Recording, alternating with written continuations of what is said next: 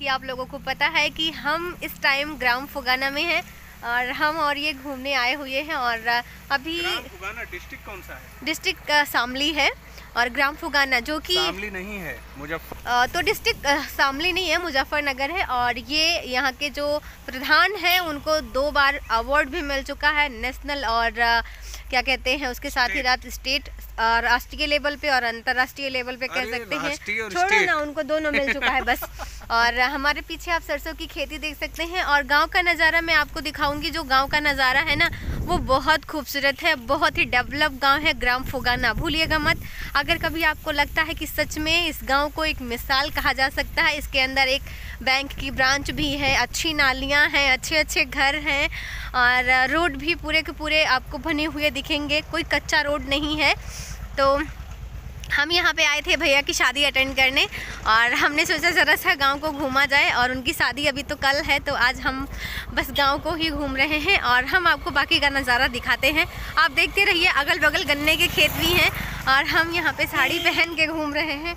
और हमारे mister husband जो है हमारी वीडियो नहीं बना रहे, हमने ड्रेस तो अच्छा पहन रखा है लेकिन हम पूरा का पूरा आ नहीं रहे हैं। और ये मेरे पीछे आप जो देख रहे हैं ग्राम फुगाना में ही शमशान घाट बना हुआ है, डेवलप है ये भी अच्छे तरीके से। तो यहाँ पे जो भी चीज़ें हैं बहुत अच्छे तरीके से बनाई गई हैं। और यहाँ पे लिखा हुआ ओम मोक्ष द्वार, आपको इसका मैं बैक कैमरा करके दिखा देती हूँ, आप एक बार देख लीजिए।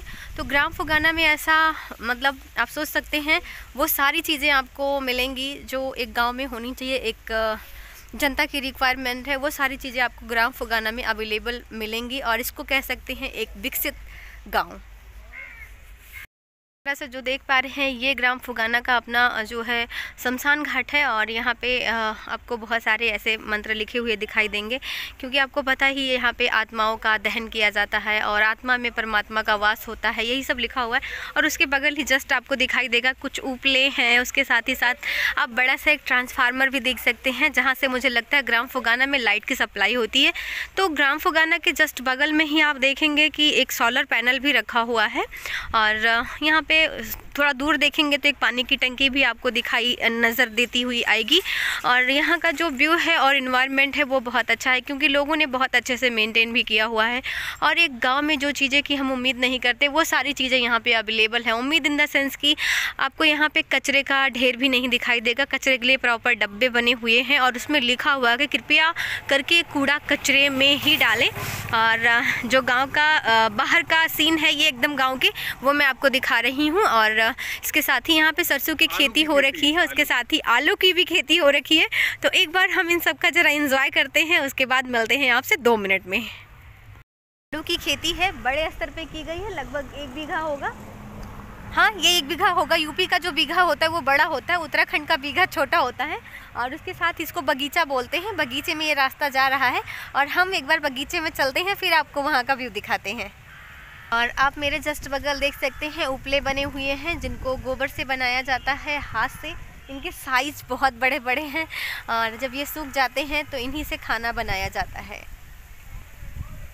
हाँ पे एक बहुत खूबसूरत सी पेंटिंग है और गौ माता की, और उसके साथ ही लिखा हुआ है इस दुनिया में गौदान से बढ़कर कोई दान नहीं है। और बगल में ही गौ माता की पेंटिंग बनाई गई है। उसके साथ ही बहुत सारी पेंटिंग्स और भी हैं, वो मैं आपको एक बार दिखाना चाहती हूँ। उसके साथ 2 हंसों का जोड़ा है जिसको प्रेम का प्रतीक माना जाता है।